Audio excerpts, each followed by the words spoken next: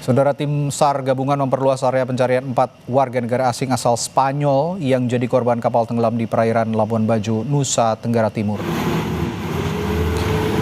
Di hari ketiga pencarian, fokus penyisiran di sekitar perairan Pulau Padar.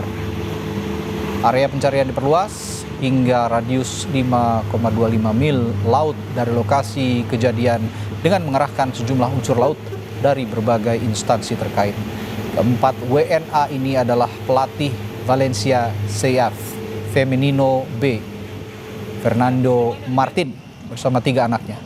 Valencia CF telah mengonfirmasi kabar duka tersebut melalui pernyataan resmi klub.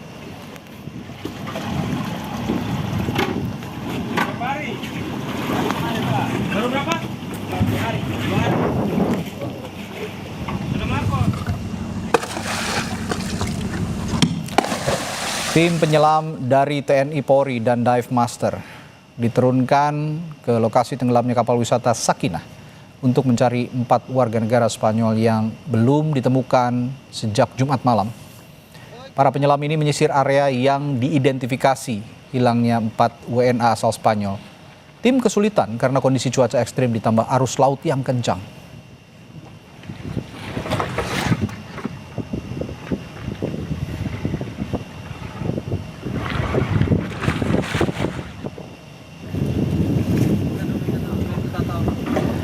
Dalam pencarian sebelumnya, tim SAR sudah berhasil menemukan serpihan badan kapal yang tenggelam.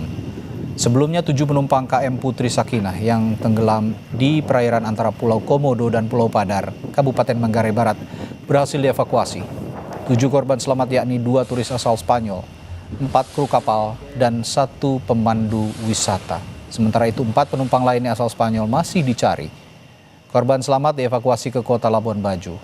Kapal yang membawa 11 penumpang itu sempat mengalami mati mesin.